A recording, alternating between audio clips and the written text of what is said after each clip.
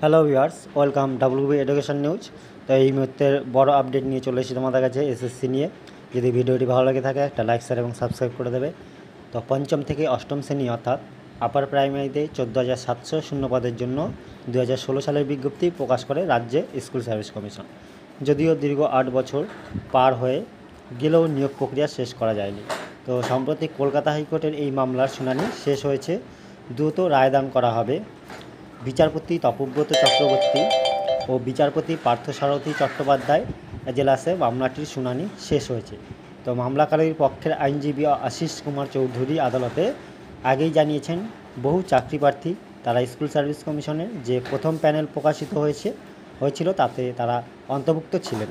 অথচ চূড়ান্ত প্যানেল প্রকাশের পর দেখা যায় প্রথম প্যানেলে যাদের নাম ছিল তারা অধিকাংশে বাদ পড়ে গিয়েছেন বলে অভিযোগ। প্রার্থীদের অন্ধকারে রেখে টেটের প্রাপ্ত নম্বর বারবার মূল্যায়ন করে, যা নিয়োগ সংক্রান্ত আইন বিরোধী। অথচ এই পুনর্মূল্যায়নের তথ্য স্কুল সার্ভিস কমিশন আজও প্রকাশ করতে পারেনি। তাহলে কিসের ভিত্তিতে একজন যোগ্য প্রার্থীকে বাদ দেওয়া হলো এবং 2015 সালের টেট সার্টিফিকেটের মূল্যায়ন করা হলো, তাদের প্রাপ্ত নম্বর জানানো হলো না? তাহলে পরবর্তী নিয়োগ পরীক্ষায় কোন টেট সার্টিফিকেটের ভিত্তিতে অংশগ্রহণ করবে সেই বিষয়টি বিবেচনা করতে হবে। আইনজীবী বিকাশ রঞ্জন ভট্টাচার্য শুনানির শেষ দিনে একটি হলফনামা জমা দিয়ে এই নিয়োগের চূড়ান্ত নীতিতে দুর্নীতি হয়েছে বলে অভিযোগ করেন।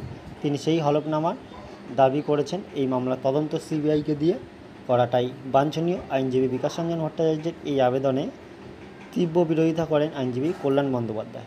তিনি এই মামলার বর্তমান মেধা তালিকাভুক্তদের হয়ে আদালতে সওয়াল করেছেন।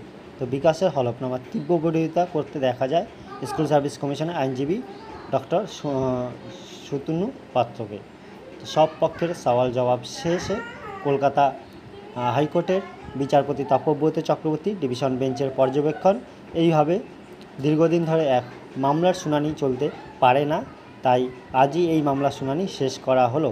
তো দ্রুত এই মামলার চূড়ান্ত রায় ঘোষণা হবে বলে জানিয়েছে দুই বিচারপতি বেঞ্চ। তো এই ছিল ভিডিওটি। যে ভালো লাগে থাকে একটা লাইক শেয়ার এবং সাবস্ক্রাইব করে দিও। Thank you.